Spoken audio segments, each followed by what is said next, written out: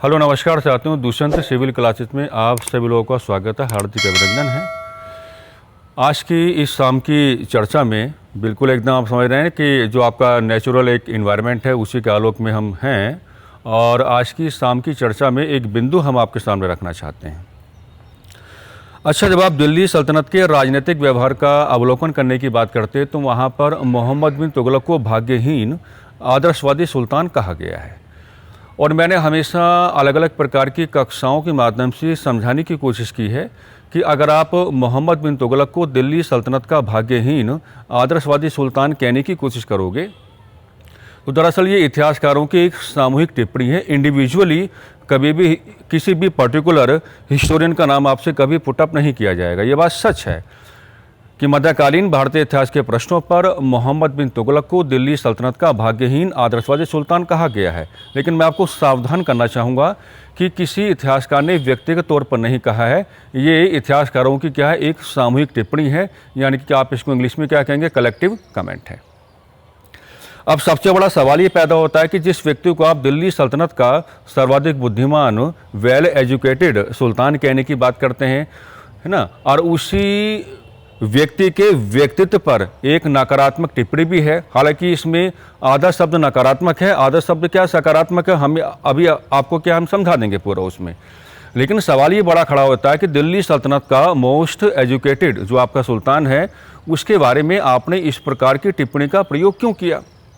आप लोग जानते ही होंगे दिल्ली सल्तनत का जो आपका समस्त राजनीतिक व्यवहार है, अगर आप समस्त राजनीतिक व्यवहार का अवलोकन करने की बात करोगे तो सर्वाधिक शिक्षित तो एमबीटी साहब ही हैं। लेकिन यहाँ बड़ा मुद्दा खड़ा हो जाता है कि आप उनको एक और तो सर्वाधिक शिक्षित सुल्तान कहने की बात कर रहे हो, एक और आप उनको भाग्यहीन, ये नकारात्मक है, आदर्शवादी ये सकारात्मक है, सुल्तान आप कहने की कोशिश कर रहे हो।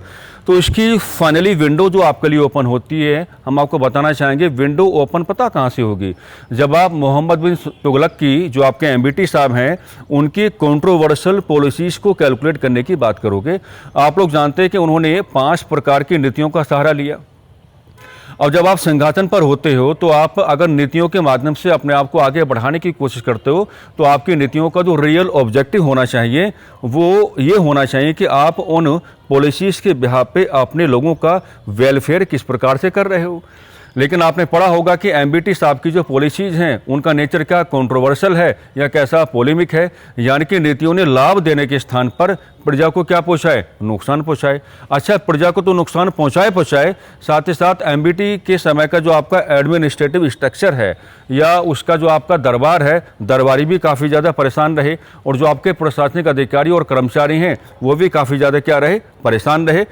तो उनकी जब आप विवादित नीतियों को कैलकुलेट करने की बात करोगे तब आपको ये समझ में आसानी से आ जाएगा कि आप उनको क्या कहेंगे, भाग्यहीन आदर्शवादी सुल्तान कहने की कोशिश करेंगे। अच्छा, भाग्यहीन इस नाते कहा गया क्योंकि एमबीटी साहब की जो रेस्पेक्टिव पॉलिसीज़ रही हैं उन रेस्पेक्टिव पॉलिसीज़ को कभी समय का साथ नहीं मिल पाया। यानी कि जैसे जैसे उन्होंने अलग अलग प्रकार की पॉलिसीज़ के बिहाफ पे अपना व्यवहार जो है उसका प्रस्तुतिकरण करने की कोशिश की तो तुरंत कुछ ना कुछ ऐसा हो गया, तो तुरंत कुछ ना कुछ नकारात्मक हो गया। इसी बात को कहा जाता है कि पॉलिसीज़ तो उनके पास रहीं, पॉलिसीज़ को उन्होंने फ्रेम आउट भी किया, पॉलिसीज़ का इम्प्लीमेंटेशन भी कराया गया, बट जब आपने इम्प्लीमेंटेशन कराया तो समय ने आपका साथ नहीं दिया, यानी कि आपके भाग्य ने आपका साथ नहीं दिया। इस नाते उनको क्या कहा जाता है, भाग्यहीन सुल्तान कहा जाता है। आदर्शवादी कहे जाने का सही मतलब ये बनता है कि आने वाले सुल्तानों को मोहम्मद बिन तुगलक की जो नीतियां हैं इन तमाम प्रकार की नीतियों से वेरी स्ट्रॉन्ग लेसन्स टीच करने चाहिए थे, वेरी स्ट्रॉन्ग लेसन्स टीच करने चाहिए थे, है ना। इस नाते उनको क्या कहा जाता है, आदर्शवादी भी कहा जाता है। यानी कि उनकी नीतियां उनके समय में भले ही कामयाब ना हुई लेकिन एक आदर्श के रूप में कार्य कर रही थी कि आने वाले जो आपके सुल्तान हैं उनको एक आदर्श के रूप में गाइड करते रहेंगे। और आने वाले सुल्तानों को ये काम करना चाहिए था कि वेरी स्ट्रॉन्ग लेसन्स आप टीच करके चलते और उनकी नीतियों के बिहाफ पे या आप उनमें जो भी स्ट्रक्चरल चेंजेस करके चलते तो उनकी नीतियों के बिहाफ पे आपके जो सब्जेक्ट्स हैं, जो आपकी प्रजा है, आप उनको लाभ देने की कोशिश करते। तो जो टिप्पणी है, टिप्पणी में एक शब्दावली आपके नकारात्मक है और एक शब्दावली आपके क्या है, सकारात्मक है। अब हमने ये मुद्दा आपके सामने उठाया क्यों, हम बहुत हल्की सी चर्चा करेंगे और बड़ी पाक-साफ चर्चा रहेगी। एमबीटी साहब की जो वेरी फर्स्ट कंट्रोवर्शियल पॉलिसी आपके सामने आती है, उस आपने पढ़ा होगा कि इन्होंने दोआब रीजन में क्या है, टैक्स में वृद्धि की। यानी कि जो आपका गंगा यमुना के जो बीच वाला क्षेत्र है, यानी कि गंगा यमुना का जो आपका दोआब रीजन है, जिसको most fertile reason of northern India आप लोग कह करके चलते हैं, तो वहाँ पर टैक्स में मामूली सी वृद्धि की। यानी कि एमबीटी साहब ने जिस तरीके से नीति को फ्रेम आउट किया उसमें कोई समस्या नहीं है। उन्होंने एक ऐसे रीजन में कर में वृद्धि करने की बात की जो उत्तर भारत का सर्वाधिक उपजाऊ क्षेत्र है, और कर में जो वृद्धि हुई वो क्या है, बिल्कुल मामूली सी वृद्धि की गई है। यानी कि यहाँ तक जो आपके एमबीटी हैं उन्होंने किसी प्रकार का कोई एरर या किसी प्रकार की कोई गलती नहीं की है।